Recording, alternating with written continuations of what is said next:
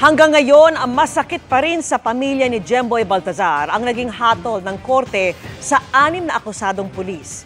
Git naman ng isang senador, tuluyan ng sibakin sa pwesto ang mga akusado, kabilang ang 5 pulis na nakalaya na. At yan po ang tinutukan ni Mav Gonzales at June Veneracion.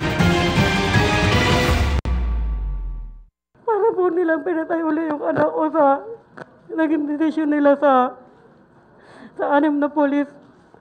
Ang desisyon ng korte, masakit pa rin para sa pamilya Baltazar. Ang mga magulang ni Jemboy, emosyonal nang humarap kanina sa Senado. Hinaing nila, hindi maayos ang investigasyong ginawa ng mga pulis sa kaso. Hindi po sila doon na nag-imbestiga. Hindi po sila nakahanap ng basyon ng bala, yung kamag-anak pa po na nakakuha yung kay Jemboy.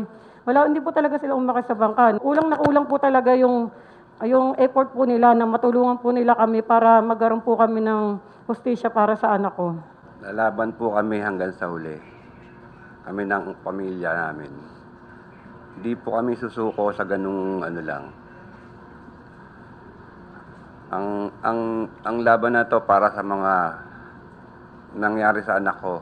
Sa 6 na akusadong pulis, isa lang ang nahatulang guilty para sa homicide, isa ang naakwit, habang 4 ang nahatulan para sa illegal discharge of firearms. Sabi ni Senador Risa Hontiveros, chairperson ng Senate Committee on Women and Children, hindi uubra na ganoon lang ang parusa sa mga nagkasalang pulis. May nagplano ng ganitong operasyon at pumatay sa bata, ay slap on the wrist lang.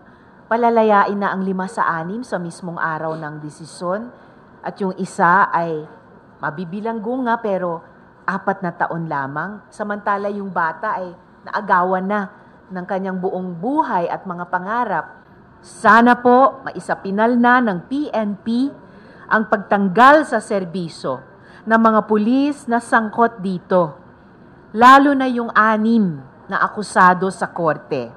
Sinusubukan pa ng GMA Integrated News na makuha ang panig ng PNP. Pero nauna nang dinismiss ng NCRPO ang mga pulis na sangkot sa pagkamatay ni Jemboy. Pinag-aaralan naman daw ng pamilya ni Jemboy na iakyat sa Court of Appeals ang kaso.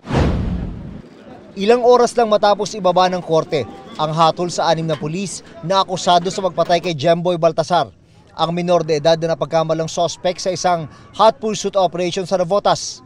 Lumaya na agad ang 5 pulis. Galing sa Bureau of Jail Management and Penology ang larawan na ito na humiling na huwag ipakita ang muka ng mga pulis.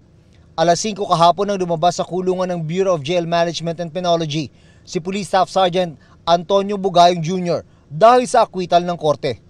Pinakawalan na rin ang mga nahatulang guilty sa illegal discharge of firearms na sina Police Executive Master Sergeant Roberto Balais Jr., Police Staff Sergeant Nico Pines Esquelon, Police Corporal Edma Jade Blanco at Patrolman Benedict Mangada. 4 na buwan lang kasi ang parusang ibinigay sa kanila at October 6 pa sila nakakulong sa BJMP. Lumampas po ng ilang araw, technically time served na po kasi sila nung binaba po yung desisyon ng korte. Ang naiwan lang sa kulungan ng BJMP ay si Police Staff Sergeant Jerry Maliban na nag-iisang hinatulang guilty sa homicide at pinatawan ng parusang 4 na taon hanggang 6 na taong pagkakakulong.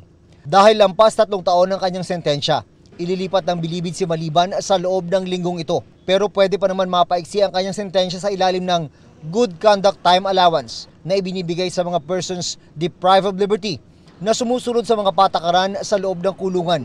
Base po sa ating computation, for 4 months, for 20 days per month, meron po siyang 80 days. It's a right din ng ating mga PDL. Hindi lang po siya, kundi lahat po ng PDL ay may karapatan din naman po sa GCPA. Para sa GMA Integrated News, June Veneracion. At ako si Mav Gonzales. Nakatuto kami 24 oras.